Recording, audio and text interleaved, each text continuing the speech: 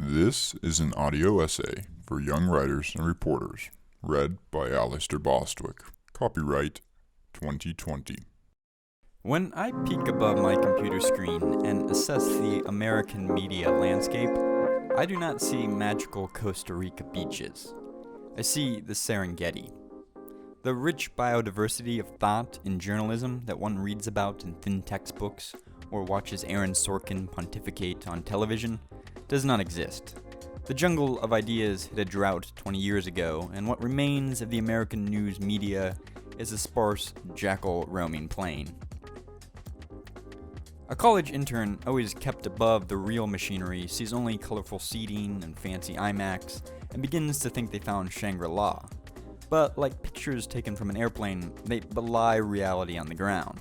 So allow me to report on the state of reporting from the ground. Because I have worked in this environment for years, and I do not see much sunbathing. However, you are a young, nimble writer with a kind heart, and I believe in you, so I write the following words to help you in your new career. Plus, as often as it happens, it's still unpleasant to watch an intern get devoured by the media machine. So, as Lewis Carroll wrote, let us begin at the beginning.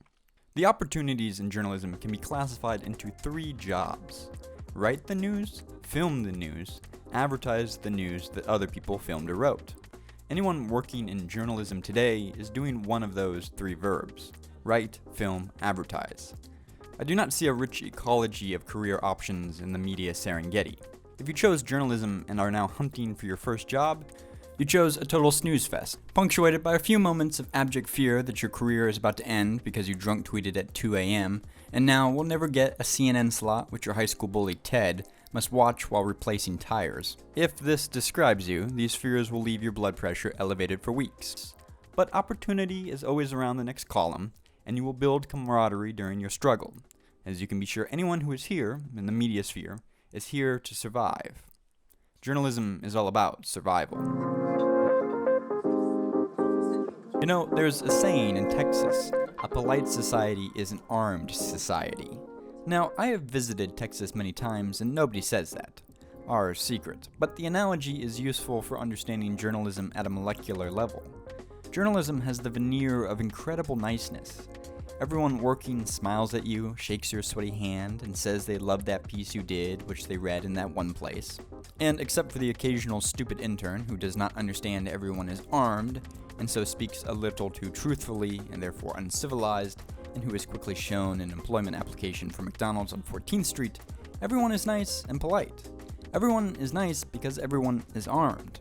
We are armed with an apparatus that obliterates reputation, and a pen that can ruin your life for decades like a mercury-tipped dagger in the liver. So, unless you want your name in a headline where people are saying you did this awful action that even the Pope can't forgive, you better act polite. And people do.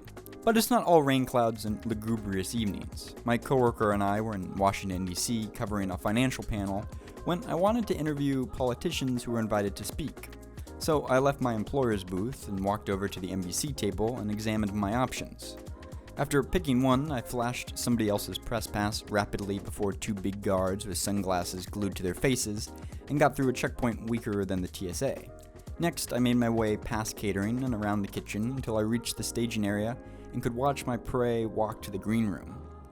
Then, before they could reach makeup, I ambushed them with a line about empowering young woman, followed by, "Could I ask you a question, Kellyanne Conway?" She said yes, her publicist said no, but before either could fully agree or disagree, I rattled my questions off like a school shooter and locked them down for a few minutes. This is, you may feel, not the most honest approach, but by taking these risks, that are often required in journalism, you get to learn about the world. I've swam with alligators, flown in private jets, watched surgeons accept Bitcoin, and seen a dead body in a Russian consulate. Journalism can have its sunny days, its feeling of total freedom. It is still a noble profession to pursue, and I have never told an honest friend not to study it. I only say prepare to act polite, because most, like me, are willing to ignore a few rules to get ahead.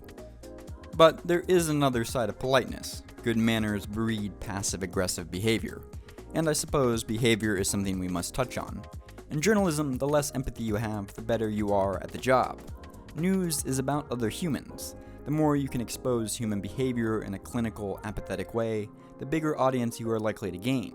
Bigger audiences equal bigger paychecks, and who does not want a big paycheck? But let's talk about money, since every journalist dresses like a 1950s socialist, but behaves like a Rockefeller capitalist. It seems dichotomous. As you explore the Serengeti of American media, you will discover there is not a plethora of newspapers and outlets breaking stories and raking in the cash made by informing the public. Instead, you will uncover, though I will just warn you now, battalions of reporters getting paid pennies to crank the myth of the day. Each paycheck tied unceremoniously to profits squeezed out of sex toy and grooming kit advertisements. In the media taxonomy, I would classify these impoverished journalists as gazelles. Maybe a few giraffes, the rounder, more plump ones, the kind that grab 2 free soups for lunch at Bloomberg News. Elephants. But I also see lions, apex predators of the information news media complex. The New York Times and the Washington Post are each lions. These 2 media outlets account for 1 out of every 3 journalists in the United States. And if they employ 30% of our industry, they make 60% of the news we consume. The media, if I may call it that, is the most unregulated market in the United States. Newspapers, when imagined as a shop selling a product, is a libertarian's wet dream. There are no rules. Defamation, libel, faulty facts? Don't be naive. Newspapers issue more information retractions than Chinese manufacturers painting with lead issue recalls. Part of the problem, I suppose, is the mind doesn't do retractions, doesn't trade in faulty information for the correct one. Once news is sold to a consumer, it sticks. The other curious part of news is the unlimited appetite consumers seem to have for our product. I would compare it to drugs, with inelastic demand and immunity from diminishing returns, but I also occasionally need to make money in this industry, and it is never wise to draw parallels between yourself and the coke dealer.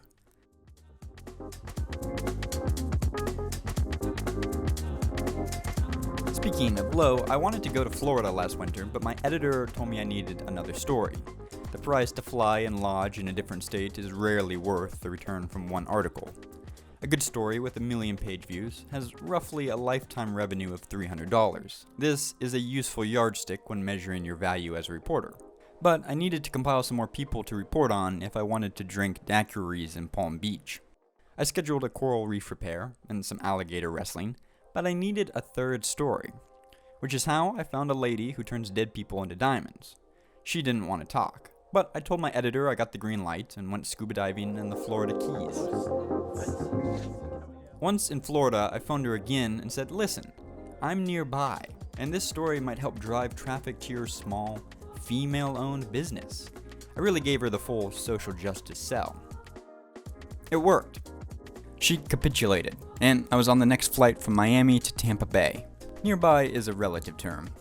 All she knew was that from phone call to her front door took me 4 hours, and 10 minutes after that, I was documenting how Purple Cloud Studio takes your pet Philo's ashes and metalworks them into necklaces. But back to the news business. Fresh news is a rush, only good for a few minutes, and you need more all the time. Unfortunately, it just is not lucrative. When I worked at the pleasure of Ben Smith at BuzzFeed, whom now ironically works at the New York Times, like I said, they are a lion, payroll was made by investors hoping to see a profit down the road. Spoiler, the end of the road held no profits, only a tax write-off. When I worked at the pleasure of Michael Bloomberg, payroll was made by selling computers with information worth $20,000 a year to bankers downtown, and then redistributing the profits to the news journalism side of the company. But I don't want you to misunderstand me. All these places produce real, consumable, believe-it news. Every media company makes a news product. There's no fraud. The problem lies in the assembly lines for reliable information, the newsroom. Every newsroom is different, but here are a few tips. 1, if someone does not talk to you, they feel they are above you. 2, hit the deadline. Even if you get it wrong, nobody gets fired for getting information wrong. See Iraq War, Vietnam War, World War I, COVID-19, and last week's stock tips for the past 120 years. Although it surprises the public, journalists know they only get fired for missing deadlines, not missing facts. In the news business, forget what your professor told you. Bad information now is worth more money than correct information later. And lastly, you're only as good as your prior story. Your title may be Senior Creative of Cold-Blooded Investigative Journalists, but if the intern writes a useful, exciting story, he or she gets the job at the New York Times, not you. So write the story, report the truth, watch for lines, and be polite. Or even better, be kind. And with that, good night and good luck.